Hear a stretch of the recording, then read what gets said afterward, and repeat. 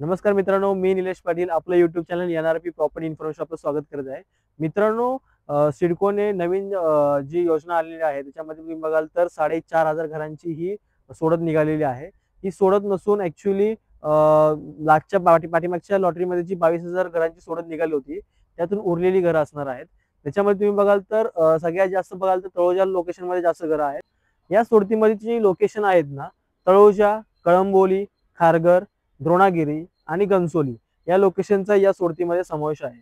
तर 4,500 घरापैकी सगळ्यात जास्त घरं जी बघाल तुम्ही तळोजा लोकेशनमध्ये आहेत. तळोजामध्ये सेक्टर 21 आहेत. बरेच असे सेक्टर्स आहेत ते तुम्हाला मी पुढे व्हिडिओमध्ये सांगणार आहे. सो व्हिडिओ तुम्ही लास्टपर्यंत पहा. व्हिडिओमधली इन्फॉर्मेशन आवडली असेल तर व्हिडिओला लाईक करा, शेअर करा, जास्तीत जास्त लोकांपर्यंत शेअर करा, कारण तुमचं एक शेअर एखाद्या व्यक्तीचं घर बनवू शकतो. आता आपण बघूया या योजनेची डिटेल्स प्रॉपर. तुम्ही बघू शकता समोर मी वेबसाईट टाकलेली आहे sidco.fcs.sidcoindia.com.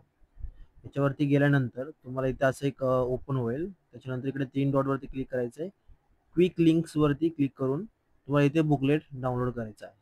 इथे आपण अप्लाय नाही करत आहे, इथे आपण फक्त बुकलेट डाउनलोड करतोय. या बुकलेटमध्ये ह्या योजनेची पूर्ण डिटेल्स.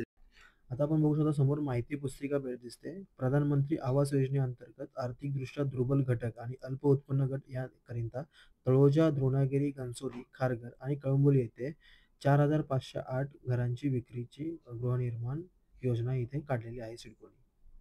या योजनेमध्ये अल्प उत्पन्न गटामध्ये 3,393 घरं असून आर्थिकदृष्ट्या दुर्बल घटकमध्ये 1,115 घरे इथे अवेलेबल आहेत.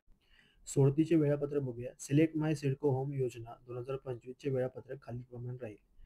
ऑनलाईन अर्जासाठी नोंदणी सुरुवात झालेली आहे. ऑलरेडी 22/11/2025 पासून ही सुरुवात झालेली आहे.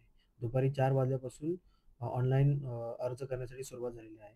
त्याचबरोबर नोंदणी शुल्क भरणा सुरुवात ती सुद्धा 22/11/2025 पासून सुरू झालेली असून त्याचबरोबर पात्र अर्जदारांसाठी सदनिकेची निवड करणं हे आता तुम्हाला करता येणार नाही. 28/12/2025 रोजी सकाळी 11 वाजल्यापासून तुम्ही ही सदनिकाची निवड करू शकता. विक्रीसाठी उपलब्ध असलेल्या सदनिकांचा तपशील व किंमत आपण बघणार आहोत. योजनेचे ठिकाण बघू शकता. Sector 11, plot number 1, Dronagiri. EWS मध्ये 12 फ्लॅट आहेत आणि LIG मध्ये 110 फ्लॅट आहेत.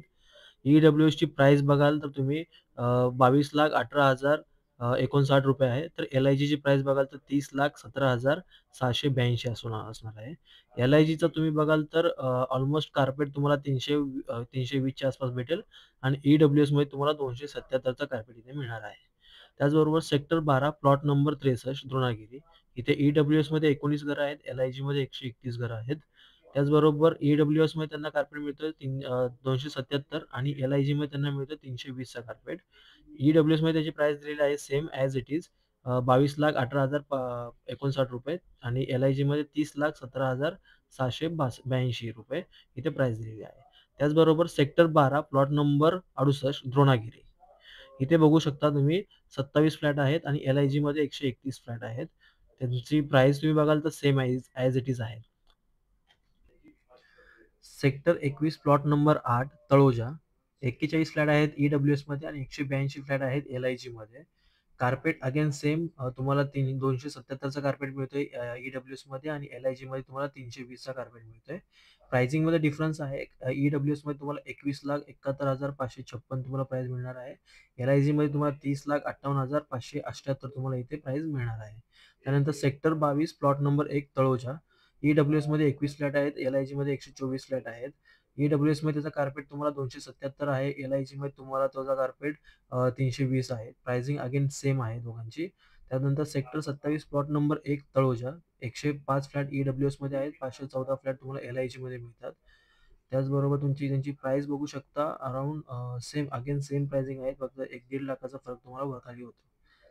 Sector 34, plot number 1, Taloja. 156 flat आहेत इथे EWS मध्ये आणि 511 तुम्हाला LIG मध्ये मिळत आहेत. अगेन EWS मध्ये त्याचा कार्पेट तुम्हाला 277 मिळणार आहे आणि LIG मध्ये तुम्हाला 320 चा कार्पेट मिळणार आहे. EWS ची प्राइस बघाल तर 23,59,723 असणार आहे आणि LIG मध्ये तुम्हाला 34,40,716 तुम्हाला इथे प्राइस मिळणार आहे. त्याचबरोबर सेक्टर 3, प्लॉट नंबर 6, तळोजा. 188 घरं EWS मध्ये, 727 घरं LIG मध्ये आहेत.